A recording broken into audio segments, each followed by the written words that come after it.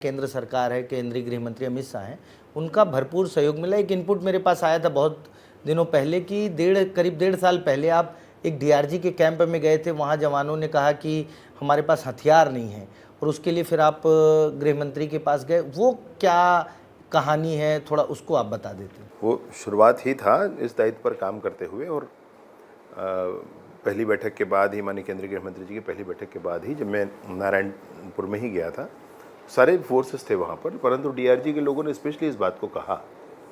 और जब मैंने अप्रोच किया इस विषय के लिए सेंट्रल में कि हमको लोन, हमें प्रोक्योरमेंट में बहुत टाइम लग जाता, हमको लोन में अभी हथियार चाहिए, AK-47 चाहिए है, स्नाइपर्स चाहिए है, तो मतलब within no time you say, गजब की क्षमता के साथ, गजब की स्फूर्ति के साथ वो हमको मिल गया।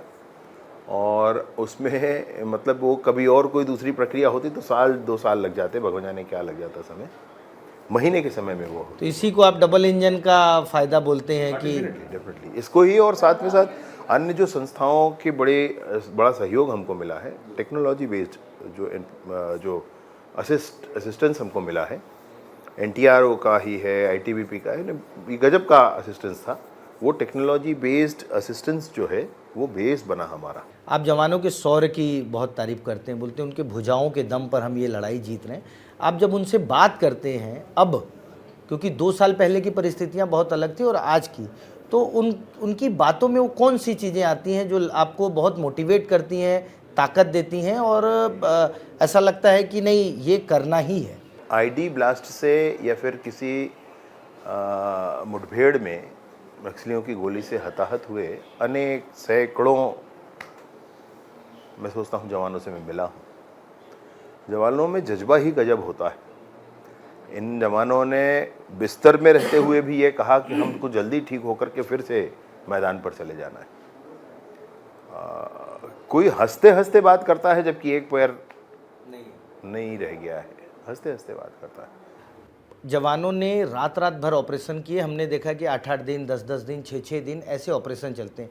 तो कितनी रात आप परेशान हुए अपडेट लेने के लिए, और कई बार ऐसा भी हुआ होगा कि केंद्रीय गृह मंत्री अमित शाह जी भी अपडेट लेते रहे होंगे, तो वो परिस्थितियाँ कैसी थी?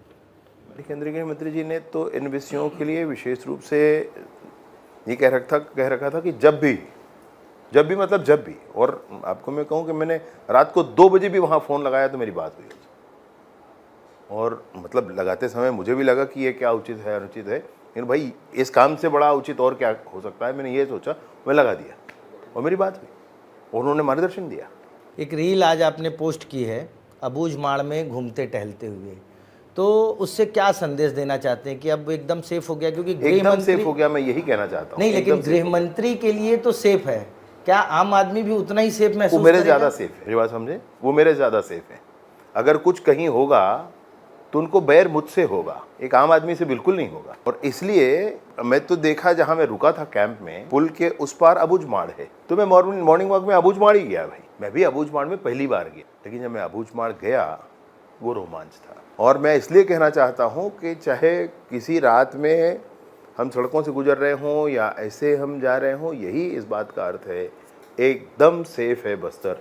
हालांकि सबके मन में इस बात को स्वीकारते तक 1-8 साल लग जाएगा, मुझे लगता है। मैं भी 2-3 महीने पहले सुकमा गया था, तो झीरम घाटी पड़ी, तो वहाँ मुझे भी डर लग रहा था। आप सोचिए कि 2013 की घटना है और उस रोड को देखकर डर लग रहा था। एक सवाल मेरा ये रहेगा कि कई बार ऐसा होता था कि ऑपरेशन के दौरान बिना बताए आप अंदरूनी इलाकों में जाते थे, कई बार भाभी जी को भी नहीं बताते थे, तो क्या वो कुछ उनका रिएक्शन क्या होता था? और दूसरा क्या, अब जो परिस्थितियाँ बदली हैं उनके साथ पुअर्ती जाएंगे आप? मैंने साथ पुअर्ती जाने का तो मैं सोचा नहीं, अब आप कह रहे हैं तो मैं सोच लूँगा ज़रूर। और कभी बता कर तो जाया नहीं जा सकता है, आपको बिना बताए ही जाना होगा। और ये खुलासा मैंने किया भी नहीं था, आपने करके गड़बड़ कर दिया।